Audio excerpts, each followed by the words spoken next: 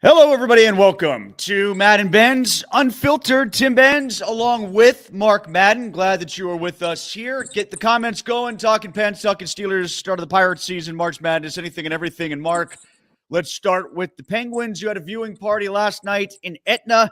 Before we get to all the quarterback conundrums surrounding the Steelers, let's talk about a team actually playing in Pittsburgh right now, and that is still the Penguins. How is the war of conflict on a nightly basis for you and you think for the fans, watching them play a lot better lately, but at the same time in their moderate success, sort of pushing themselves out of better position when it comes to the draft lottery? Well, in the moment, I want them to win. And I feel like most Penguin fans are that way. And then after the game, you're like, oh, crap, they won. Because you look at the standings, they're not close enough to a playoff berth to even think that that's a possibility. Last night was the worst of all possible results because you got a loser point. You didn't get the exhilaration of the win. You got the disappointment of a loss. And you got another point to screw you up when it comes to balls in the lottery, when it comes to draft orders. So they are playing pretty well. I'm not sure what the catalyst for that is, if it's new guy energy from all the different players they brought in, guys like Dewar and Timmons doing pretty well. Sidney Crosby is just such a story. It's a shame that the team isn't doing well enough to make that story a headline on a daily basis, especially in the shadow of Ovi chasing Gretzky's career goals record. But Sidney Crosby now, Tim, leads the NHL in 5-on-5 points on the year. That's incredible. And he has the most points in the league, period, since the Four Nations break. He is absolutely lighting it up, and that's coming out of the Four Nations break with some kind of injury. It's quite remarkable. Yeah, his 5-on-5 play has been outstanding. Brian Rust was really good again yesterday, too, although he had his moments, like, for instance, taking a penalty, had the puck stripped off his stick. I guess anytime he was on the ice, Mark, something was going to happen. Maybe not good for the Pens, but it happened. He also scored twice and was part of another goal. So he continues to be that fourth member, really, to remain forever beyond those 16 and 17 cup runs. He's the fourth guy that I think could be associated with that legacy. And I'll be honest with you, I never thought that was going to be the case with him. Well, nor did I. When he first came up from Wilkes, I thought he was a bottom six, a real good bottom six, but a bottom six nonetheless. It's worth noting that whole line, Crosby, Raquel, and Rust, has been tremendous. It constantly threatens. And that's amazing in light of the fact that the Penguins, by leaving those three together and not putting one of the good wings with Malkin, has chosen to put all their eggs in the same basket, which makes that line and their team in general incredibly easy to check, to get matchups against. And yet that line, more often than not, dominates and scores, which again is just a circle back to how great Crosby's been. Yeah, and a good season out of Russ, good season out of Raquel. It's all sort of meshing together. The Jari thing is interesting, Mark. Is there any way he plays his way into staying here next year? His contract and the difficulty that Dubas will have to get rid of it might dictate him playing there next year. One of the veterans has to go.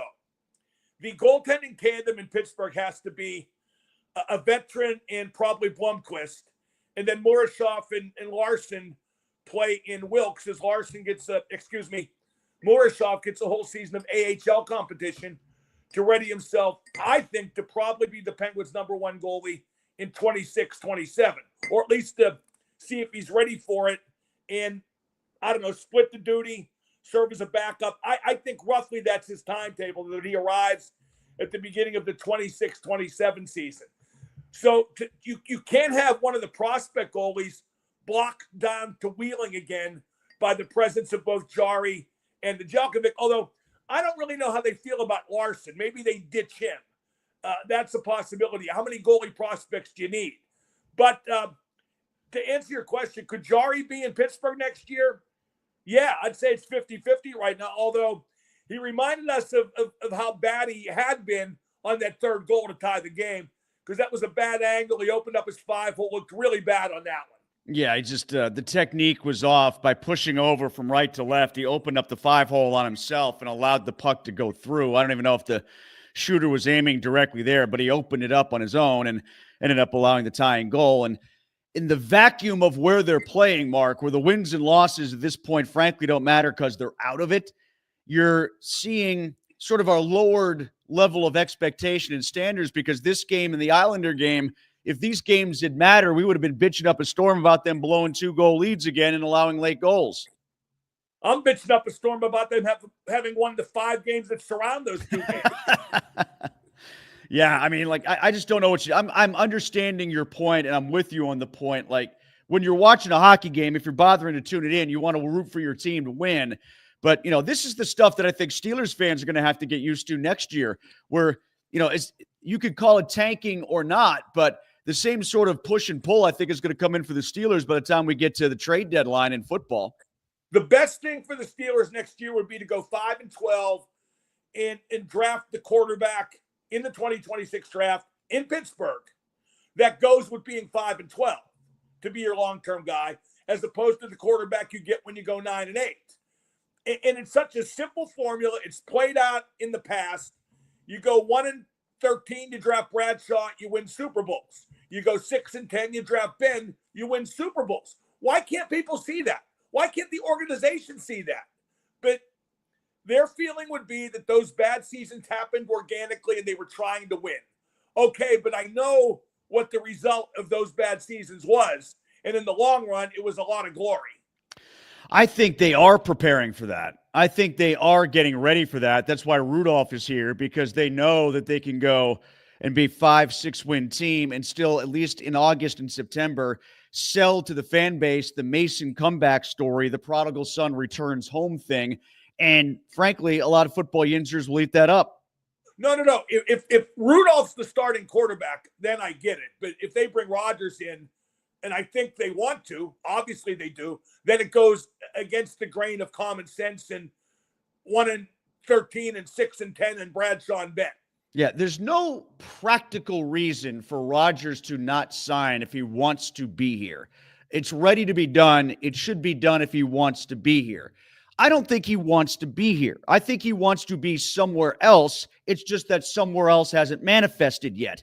That somewhere else could be the Giants. He just doesn't want to be there if Shedeur Sanders is like the number 3 pick. It could be the Vikings. They just haven't changed their mind on McCarthy yet. It could be another team somewhere else that has a better chance to win that all has healthy quarterbacks, but that could change sometime during the offseason or maybe even into training camp. I think that's what it is, Mark. I think he's here as a last chance saloon more than anything else if he does show up. Well, you're right about that. And if he comes to Pittsburgh, not because he wants to, but because it's the only place that, offers, then if things go bad, it will become very toxic very quickly. I think the Giants have probably offered or at least shown them a significant amount of interest, just like the Steelers have. But I also think they're smart enough to not hitch their wagon to Aaron Rodgers like the same team that plays in that building has.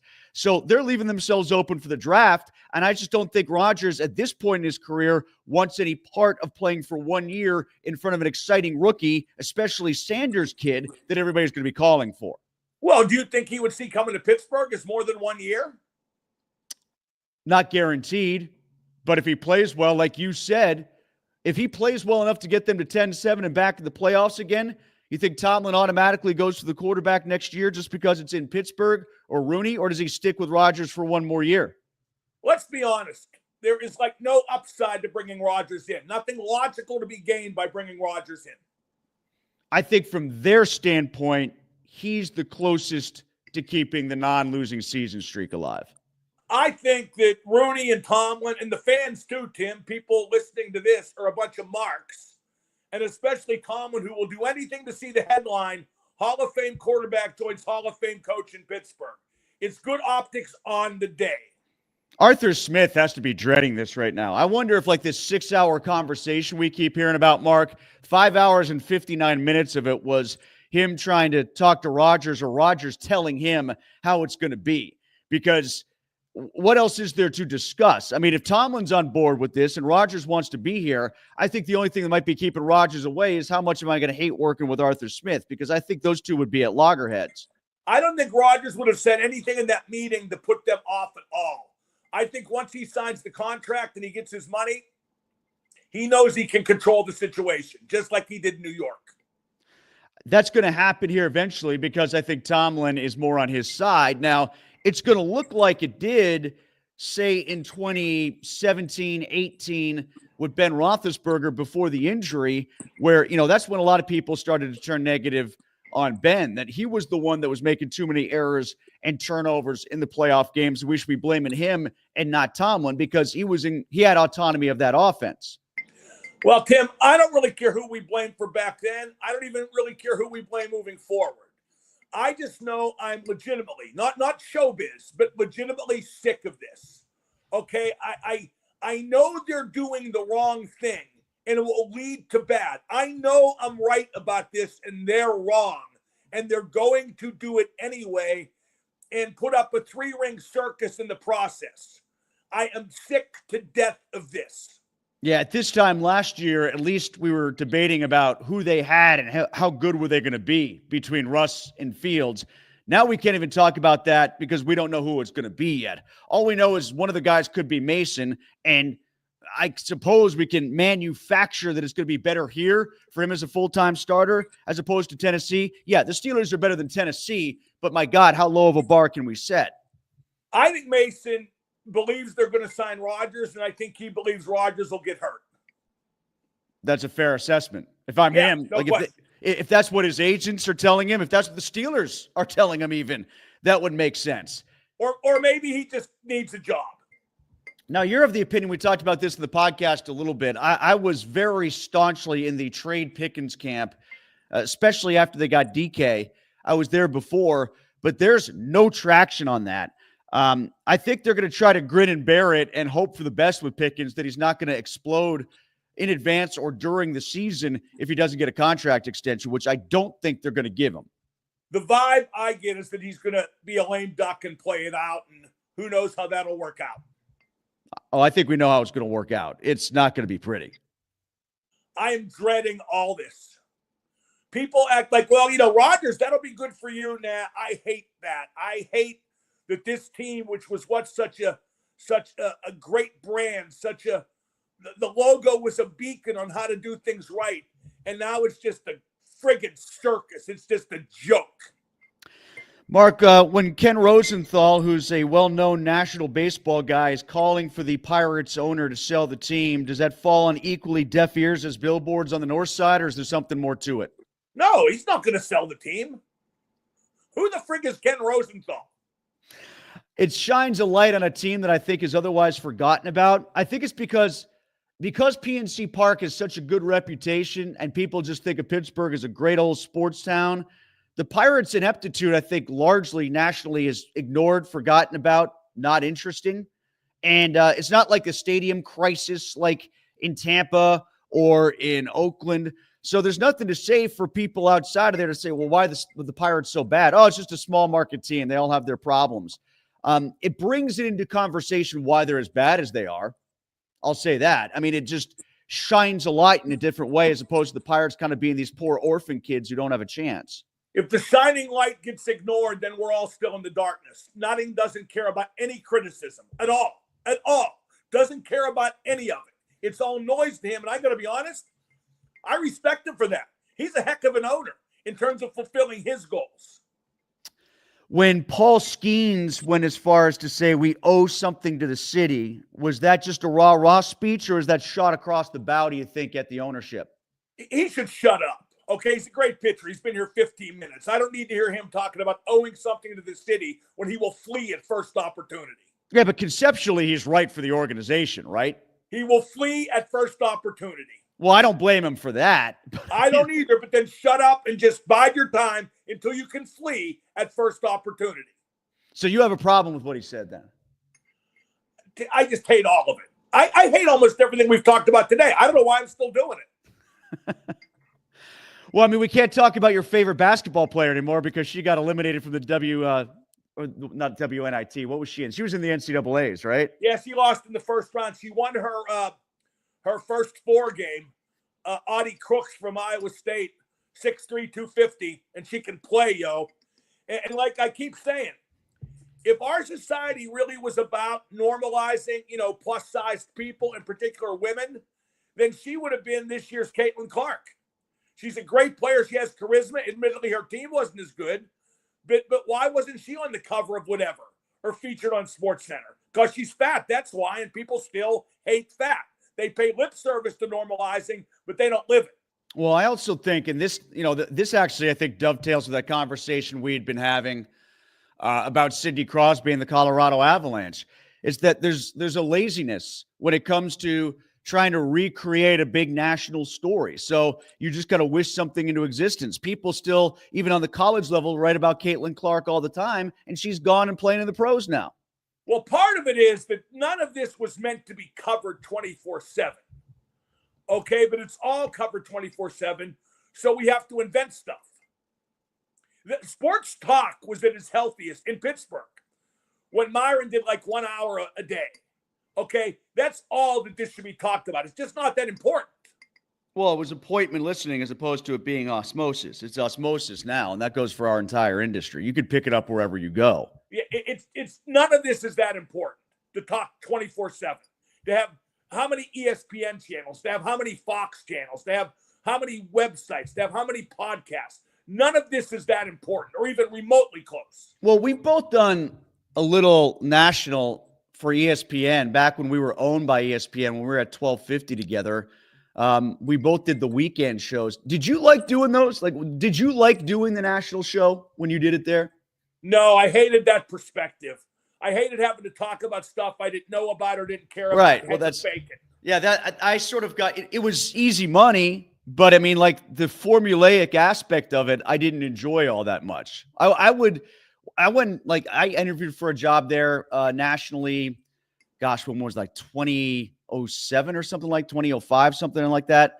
And even just doing the show for 2 days, I was like, I don't know if I want this gig. It wasn't that much fun to me to sort of feign like what you're talking about, like really get myself pumped up to rip the Indiana Pacers over something. It didn't resonate. Well, for one thing, I think you make more money being the king of a market like this one than you do being an also ran nationally.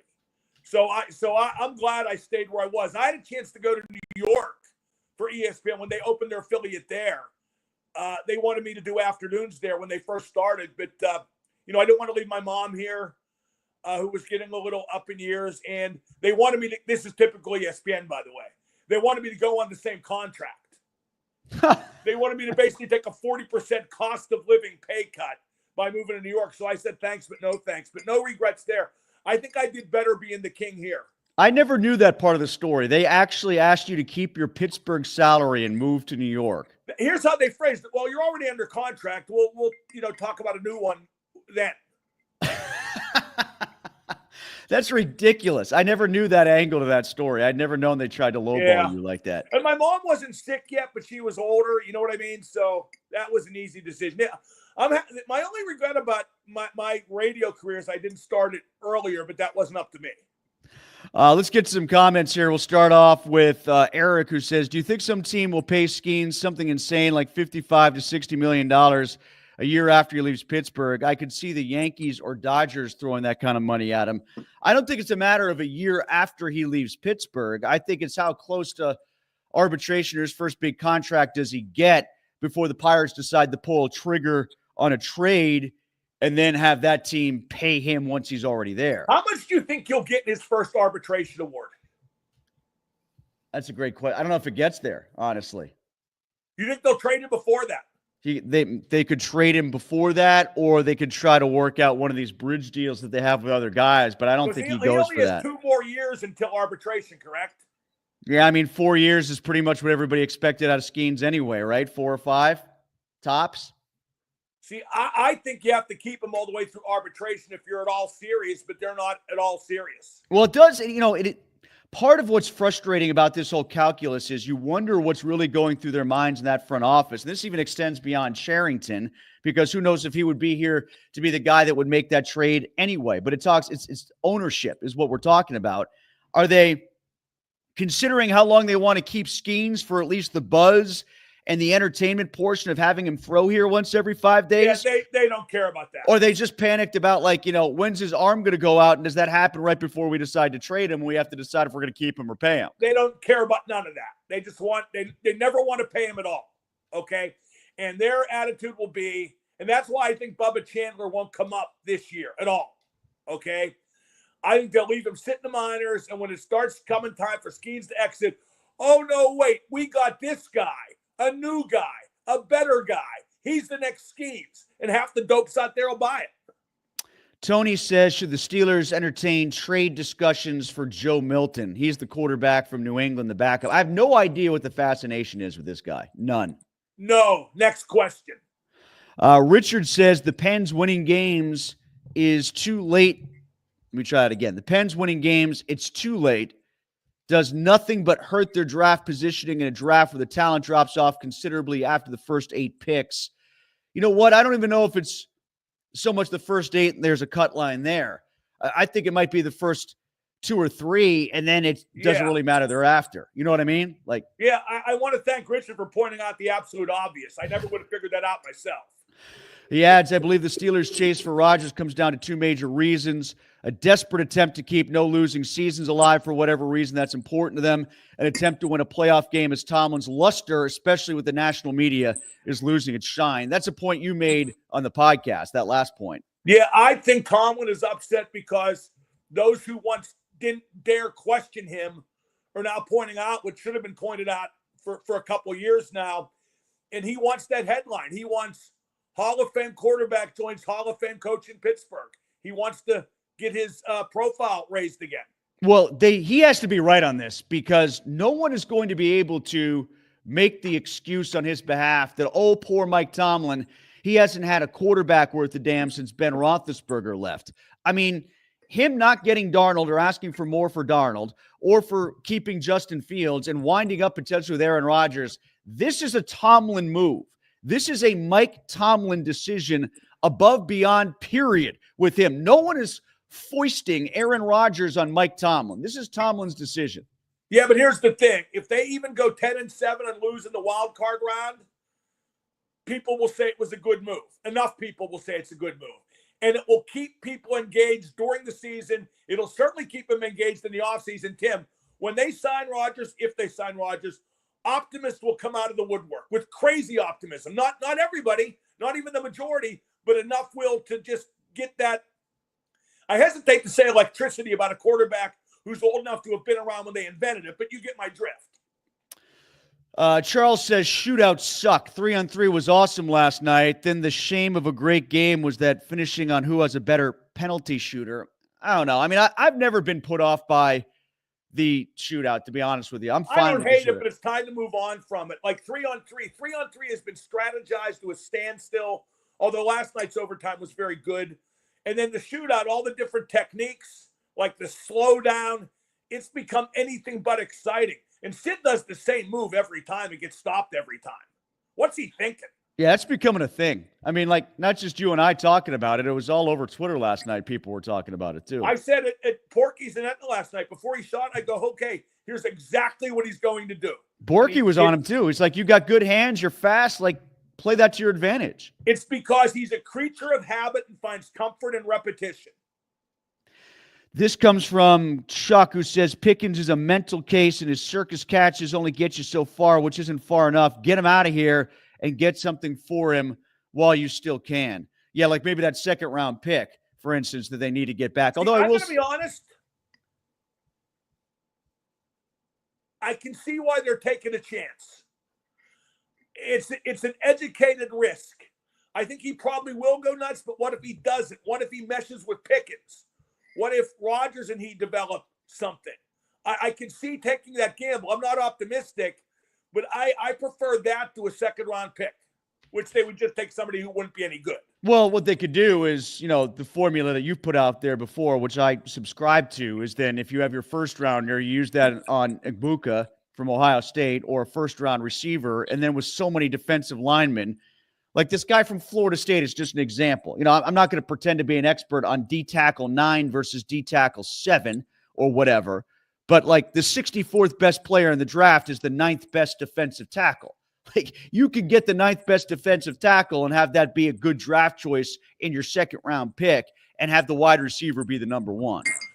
Tim, I have trouble talking about stuff like that, like the deep dive, because the season's going to be exactly the same as the last one, exactly the same as the one before that, exactly the same as the one before that.